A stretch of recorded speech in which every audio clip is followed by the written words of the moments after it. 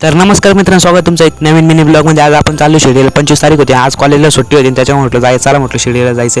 मग काय तुमचं इथं बसची वाट पाहत होता फायनली। मग काय भाई फायनली तुमचा बसमध्ये बसला आणि इकडे ना भाई क्रिकेटची मॅच चालू होती आणि आज सुट्टी होती, त्याच्यामुळे आज क्रिसमस होती, त्याच्यामुळे ना आज गर्दी खूप होती आणि भाई विषय हाड आज गुरुवार होता, त्याच्यामुळे जायचा विषयच नाही। मग काय गुरुवार होता ना, आज गर्दी तर खूप होणार होती। मग काय अंकायचं एकदम खतरनाक होता तुमचं आलांड आहे काय येवलेला, आणि इथून ना 34 किलोमीटर शिर्डी होती, येवलेच बस स्टँड सोडलं इथून। मग काय भाई येवलेच बस स्टँडला आज लय गर्दी होती, मग त्याच्यामुळे जाऊ दे म्हटलं आता काय आपण बसने जाणार होतो, पण प्रायव्हेट बसने चला म्हटलं आता काय।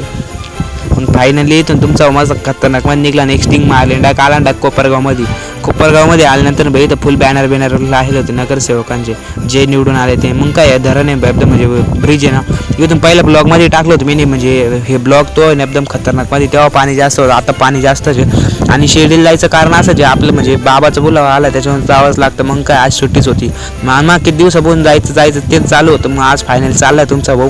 आणि मागच्या टायमिंग ना तुमच्या भावाने शिर्डीमध्ये म्हणजे मंदिराचं मधून दर्शन घेतलंच नव्हतं, बाहेर पाया पडलं त्या। आणि मग काय व्हायचं चला म्हटलं आता जायचं, नारळ झाडं बिडं पाहिलं मस्त खतरनाक, आणि बाहेरचं वातावरण इतकं खतरनाक होतं भाई काय सांगू। आणि इकडे JCBचं नाही काम चालू होतं, इकडे ट्रॅक्टर कोणाला लागत असं सांगून जा भाई, लगेच घेऊन जायचं फुकटे। मग काय भाई शिर्डीमध्ये एंट्री केली खतरनाकमध्ये। मग काय भाई इथं वातावरण एकदम ऊन तडाख्याचं होतं। पार्ट 1 पार्ट 2 लवकर येऊन जाईल।